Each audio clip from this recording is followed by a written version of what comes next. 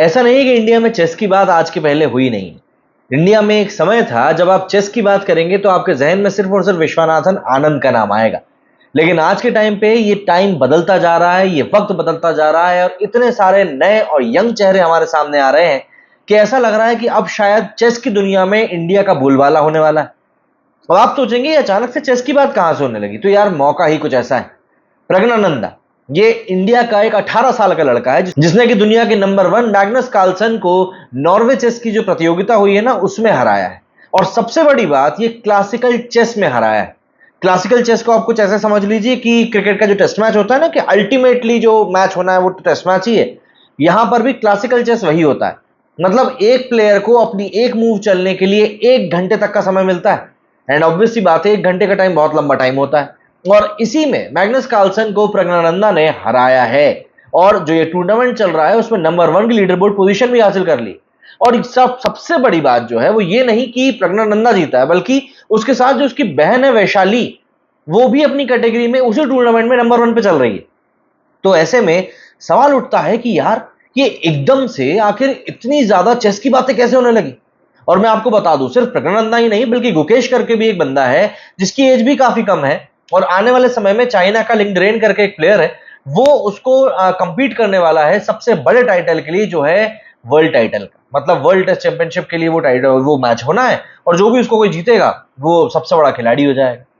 अब अगर हम लोग इंडिया की बात करें तो India as a nation, obvious सी बात है, कई सारी चीजों को लेकर काफी कंजर्वेटिव सोच रखता है।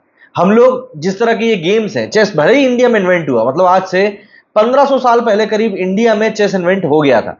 20th सेंचुरी में यूरोपियंस ने इसके ऊपर डोमिनेट करना शुरू कर दिया और इंडियंस कहीं ना कहीं उसके बीच में खो गए।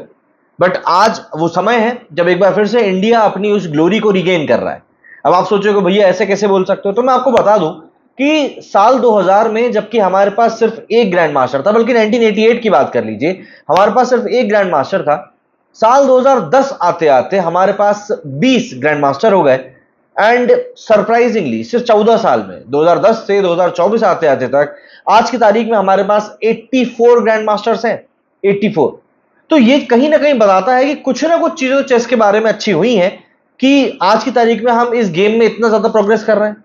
और इतनी प्रोग्रेस कर रहे हैं कि हमारी जो फाइनेंस मिनिस्टर निर्मला जी, उन्होंने तक अपने बजट का जो प्रेजेंटेशन था उसमें चेस का जिक्र किया था। अगर मैं गुकेश के ही बारे में आपको बताऊं तो ये चेन्नई से आता है और वर्ल्ड चेस चैंपियनशिप के लिए चैलेंज करने वाले सबसे यंगेस्ट बंदा है। और यकीन मानिए, अगर वो इस टूर्नामेंट को जीत जाता है, इस मैच को जीत जाता है, तो वर्ल्ड टाइटल उसके पास होगा। ये इंडिया के लिए किसी अचीवमेंट से कम नहीं है। लेकिन फिर इन सब चीजों के बीच में सवाल यही आ जाता है कि आखिर इंडियन चेस जो है वो इतनी तेजी से ग्रो क्यों कर रहा है। देखिए, अगर हम सिर्फ भारत की बात करें तो हमारे यहां पर 50,000 चेस के रजिस्टर्ड प्लेयर्स मौजूद हैं। और सबसे बड़ी बात, यहां पर जो हमारा इंडियन चेस फेडरेशन है उसकी भी हमको तारीफ करनी पड़ेगी। ये चेस फेडरेशन जो है करीब करीब साल में 20 नेशनल इवेंट ऑर्गेनाइज कराता है। 20 नेशनल इवेंट की जो प्राइज मनी है वो करीब करीब $264,000 के आसपास जाती है, जो कि कोई छोटा मोटा अमाउंट नहीं होता। एंड देखिए, स्पोर्ट्स खेलने में मजा तो तभी आता है ना जब आपको पैसा भी मिले, क्योंकि जब आपका घर उस खेल से चलने लगेगा तो ऑब्वियस सी बात है आपको उस खेल में मन भी लगाना पड़ेगा। जैसा कि हम क्रिकेट के बारे में बात करते हैं, 1983 का वर्ल्ड कप जैसे ही हम लोगों ने जीता था, उसके बाद क्रिकेट में इंडिया का इंटरेस्ट सडनली आ गया था। एंड दुनिया आज देख रही है कि इंडिया कहां पे है। एंड कुछ ऐसा ही आज की तारीख में चेस के साथ भी हो रहा है। चेस फेडरेशन को चलाने वाले जो अधिकतर लोग हैं वो एक्स चेस प्लेयर्स ही हैं। तो ऑब्वियस सी बात है, यहां पर पॉलिटिक्स का एक बहुत कम रोल रह जाता है।